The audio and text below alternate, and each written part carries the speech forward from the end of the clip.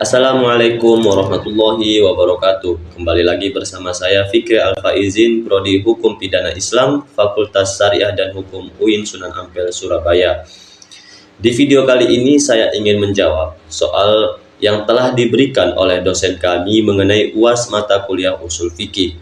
Soal pertama yang ingin saya jawab yaitu dalam menentukan status hukum penggunaan fasilitas umum berbayar seperti toilet. Di sini saya akan menggunakan beberapa metode, yaitu kias, istishah, dan metode istislah untuk mengetahui status hukum fasilitas umum berbayar. Yang pertama yaitu metode kias. Melalui kias kita dapat menggunakan penalaran analogi dengan fasilitas publik secara umum. Jika fasilitas publik seperti kamar mandi umum dan toilet umum biasanya disediakan secara gratis oleh pemerintah atau pihak yang berwenang, maka berdasarkan kias, penggunaan fasilitas umum berbayar mungkin dianggap tidak wajib atau tidak diperbolehkan dalam Islam. Untuk metode yang kedua yaitu istishah. Metode istishah adalah metode pengambilan hukum dari sumber-sumber hukum Islam yang ada. Dalam hal ini tidak ada ketentuan langsung dalam Al-Quran atau hadis yang secara spesifik membahas penggunaan fasilitas umum berbayar. Oleh karena itu, istishah memberikan kebebasan kepada individu atau masyarakat untuk menggunakan fasilitas umum berbayar selama tidak ada ketentuan yang melarang atau bertentangan dengan prinsip-prinsip Islam. Dan yang ketiga yaitu metode istislah. Metode istislah menekankan pada prinsip mencari kebaikan dan menghindari kerusakan dalam hukum Islam. Dalam hal menggunakan fasilitas umum berbayar, istislah dapat dipertimbangkan dengan melihat aspek-aspek seperti kebersihan, kenyamanan, dan keamanan yang mungkin ditingkatkan melalui pembayaran tersebut. Jika penggunaan fasilitas umum berbayar dapat meningkatkan kualitas fasilitas dan memberikan manfaat bagi pengguna, maka penggunaan tersebut dapat dianggap sesuai dengan istislah.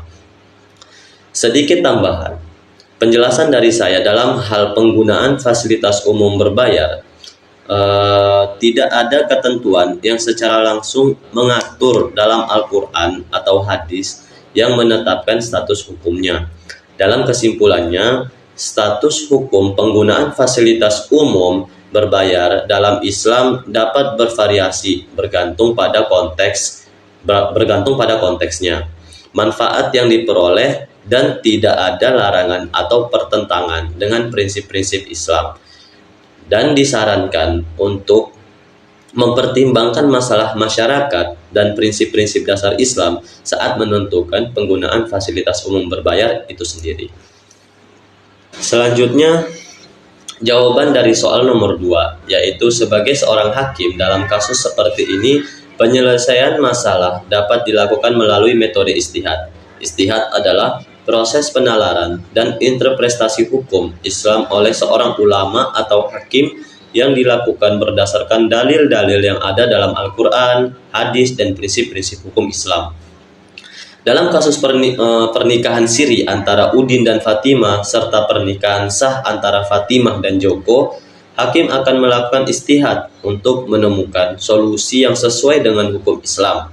Mungkin diambil oleh hakim, mungkin diambil oleh saya sendiri yang sebagai hakim dalam menyelesaikan masalah ini adalah sebagai berikut. Yang pertama, penelitian dan pemahaman terhadap hukum Islam. Yang kedua, pendengaran semua pihak yang terlibat. Yang ketiga, analisis fakta dan bukti. Yang keempat, penerapan prinsip-prinsip hukum Islam. Yang kelima, penyusunan keputusan. Dan juga dari kasus cerita soal nomor 2, saya beranggapan bahwa dalam hukum Islam, jika seorang suami meninggalkan istrinya tanpa memberikan kabar selama jangka waktu yang begitu lama, dari kasus ini dapat menimbulkan masalah dan konsekuensi hukum tertentu. Jadi, ada beberapa poin yang ingin saya terapkan mengenai hak seorang suami kepada istri dan juga hak seorang istri kepada suami apabila seorang suami meninggalkan istri dalam jangka waktu yang begitu lama dan tanpa memberikan kabar apapun.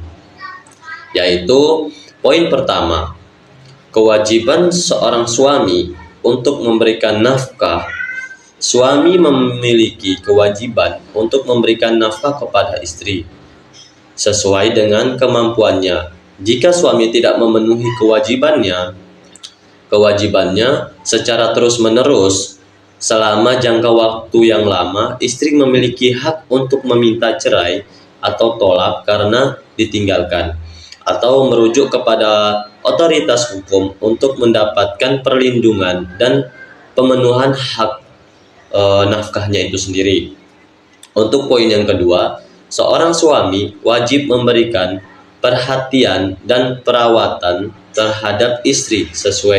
Suami juga memiliki kewajiban untuk memberikan perhatian dan perlindungan dan juga perawatan yang wajib terhadap istri. Jika suami secara tidak adil meninggalkan istri tanpa memberikan alasan yang sah dan tidak memberikan perhatian yang cukup terhadapnya, istri dapat mencari bantuan hukum untuk menyelesaikan masalah ini.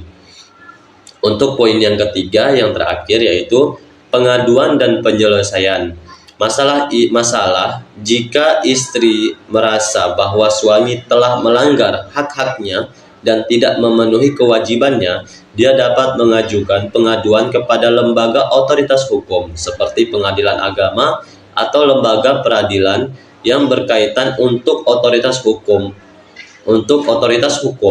akan melakukan pemeriksaan dan menentukan langkah-langkah yang sesuai berdasarkan hukum Islam dan peraturan yang berlaku.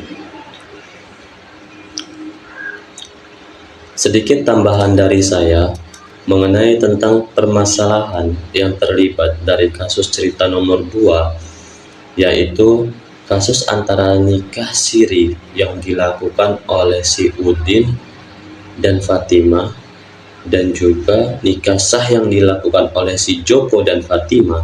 Dari masalah ini, saya sedikit menyimpulkan bahwasanya sudah jelas untuk menyelesaikan masalah tersebut bahwasanya si Udin telah melakukan kesalahan atau pelanggaran dalam suatu pernikahan yang sudah dijelaskan sebelumnya.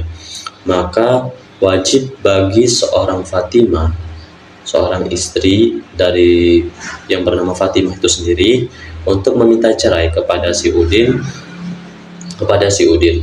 Dan juga Fatimah berhak untuk melakukan nikah yang sah bersama si Joko untuk masalah hidup Fatimah itu sendiri.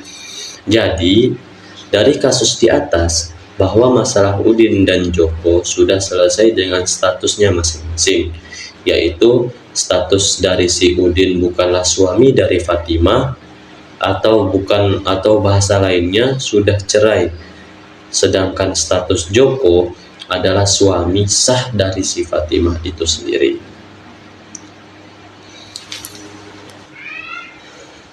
Untuk jawaban nomor 3, UAS usul fikih, yaitu masalah al-mulghah adalah istilah dalam studi usul fikih yang mengacu pada kemaslahatan yang diinginkan atau yang dimaksudkan.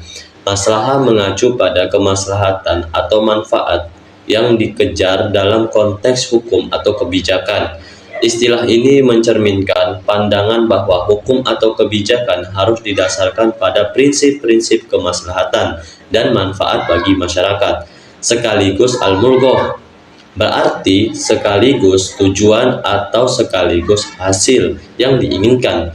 Dalam konteks ini, istilah maslahah al-mulghah menggambarkan kemaslahatan yang dicapai atau yang dihasilkan sebagai akibat dari penerapan atau pelaksanaan hukum atau kebijakan tertentu. Contoh konsep maslahah al-mulghah secara rasional dapat dilihat dalam beberapa contoh berikut. Yang pertama, menetapkan hukum yang melarang perilaku korupsi untuk mencegah kerugian keuangan dan melindungi keadilan dalam masyarakat. Yang kedua, pemberlakuan kebijakan bea cukai yang adil untuk melindungi industri lokal dan mendorong pertumbuhan ekonomi nasional. Yang ketiga, implementasi undang-undang yang mewajibkan pendidikan wajib untuk meningkatkan tingkat literasi dan membantu membangun masyarakat yang terdidik. Contoh yang keempat, pembentukan lembaga perlindungan lingkungan yang bertujuan untuk menjaga keberlanjutan lingkungan hidup dan melindungi alam demi manfaat jangka panjang bagi manusia dan ekosistem. Contoh yang kelima, penetapan peraturan kebersihan makanan dan minuman untuk melindungi kesehatan masyarakat dan mencegah penyebaran penyakit terkait makanan. Ini hanya beberapa contoh untuk menjelaskan konsep masalah al-mulghah dalam konteks kemaslahatan yang diinginkan atau yang dicapai sebagai hasil dari penerapan atau pelaksanaan hukum atau kebijakan tertentu. Sekian dari saya mengenai tentang jawaban hasil ujian usul fikih. Saya akhiri video kali ini, mohon maaf sebesar-besarnya. Assalamualaikum warahmatullahi wabarakatuh.